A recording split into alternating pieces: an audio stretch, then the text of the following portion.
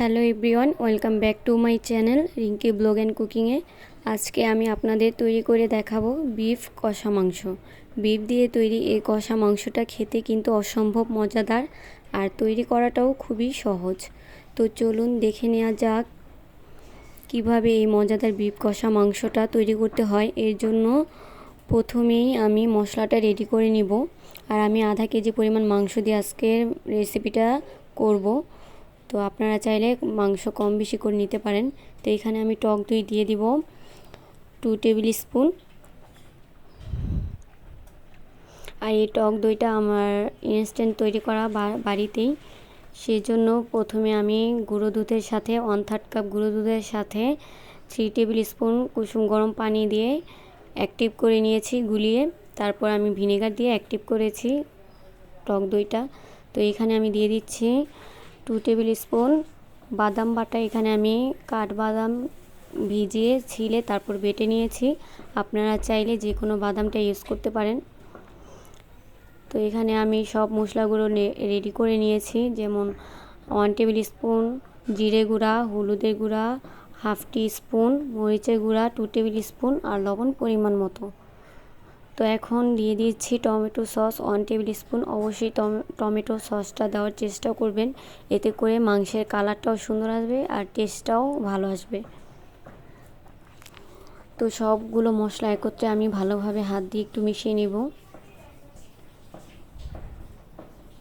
এখানে চাইলে আপনারা আদা রসুন বাটাটাও ব্যবহার করতে পারেন 2 টেবিল স্পুনের মতো।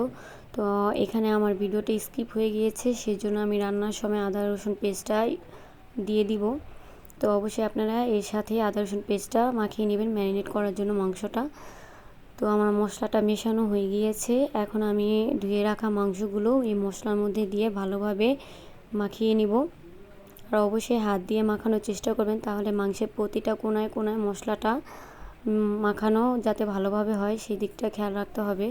তাহলে মাংসটা ভালোভাবে ম্যারিনেট হবে, মাংসের ভিতরে মশলাগুলো ভালোভাবে প্রবেশ করবে। তো আপনারা মাংসটা অনেকক্ষণ সময় থাকলে ম্যারিনেট করতে পারেন, আর সময় অল্প থাকলে আধা ঘন্টা বা 20 মিনিটের মতো ম্যারিনেট করলেও সমস্যা নেই। তো এখানে আমি দিয়ে দিলাম 1 টেবিল স্পুন সরিষার তেল। আর এই সরিষার তেলটাও দেওয়ার চেষ্টা করবেন, এতে করেও মাংসের কালারটা সুন্দর আসবে আর একটা সুন্দর ফ্লেভার আসবে সরিষার তেলের জন্য। তো এখানে আমি একটা কড়াই বসিয়ে দিলাম, এর মধ্যে আমি তেল দিয়ে দিলাম 1/2 কাপের মতো পরিমাণ মতো সয়াবিন তেল। তো এখন আমি দিয়ে দিব 2টা তেজপাতা, আর দিয়ে দিচ্ছি 2টা দারুচিনি আর 3-4টা এলাচ। তো এগুলো একটু ভাজা হলেই আমি এর মধ্যে দিয়ে দিলাম 1 কাপ পরিমাণ পেঁয়াজ কুচি। তো পেঁয়াজগুলো আমি একটু ভেজে নিব, আর বেশি কালার করা যাবে না। তো এখানে আমি আদা পেস্টটা দিয়ে দিলাম। আপনারা যদি আদা পেস্টটা এই পর্যায়ে ব্যবহার করতে চান করতে পারেন, সমস্যা নেই। তো আদা রসুনটা একটু ভাজা হলে, কাঁচা গন্ধটা চলে গেলে এর মাঝে আমি ম্যারিনেট করা মাংসটা দিয়ে দিব। তো ম্যারিনেট করা মাংসটা দেওয়া হয়ে গেলে যে মশলাটা অবশিষ্ট মশলাটা ধুয়ে আমি যতটুকু পানি প্রয়োজন সামান্য পানি দিব, বেশি দিব না এখন, যেহেতু মাংসটা প্রথম পর্যায়ে আমি কষানোর মাঝেই মাংস থেকে কিছুটা পানি বের হয়ে আসবে। তো সেটা দিয়েই ভালোভাবে মাংসটা কষিয়ে নিতে হবে। আর এখানে আমি চুলার আঁচটা মিডিয়াম আঁচে রেখে রান্না করব মাংসটা। এখন ঢেকে আমি 30 মিনিটের জন্য মিডিয়াম লো হিটে রান্না করব। এর মাঝে নেড়ে চেড়ে দেখতে হবে যাতে নিচে লেগে না যায়। তো এই তো আমার মাংসের পানিটা প্রায় শুকিয়ে গেছে আর মাংসটাও কষানো হয়ে গিয়েছে।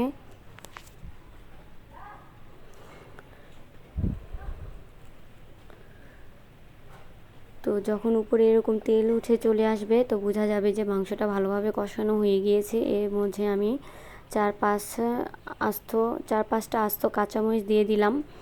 এটা একটা সুন্দর ফ্লেভার আনবে কাঁচামরিচে, আপনারা চাইলে স্কিপও করতে পারেন। তো এখন আমি আবারও ঢেকে 5 মিনিটের মতো রান্না করব। এখনও আরও মাংসটা সিদ্ধ করা বাকি আছে, তো সেই জন্য আমি গরম পানি ইউজ করব। আমি অন্য একটা চুলায় 1 কাপ পরিমাণ পানি গরম করে নিয়েছি। তো সেই পানিটা আমি মাংসটা সিদ্ধ হওয়ার জন্য ব্যবহার করব। অবশ্যই আপনারা গরম পানিটা দেওয়ার চেষ্টা করবেন। তো এই তো আমি গরম পানিটা এখন অ্যাড করে দিচ্ছি। এখানে 1 কাপ পরিমাণ পানি দিয়েছি। আপনারা আপনাদের পরিমাণ অনুযায়ী পানিটা মাংসটা সিদ্ধ হওয়ার জন্য পানিটা ইউজ করবেন।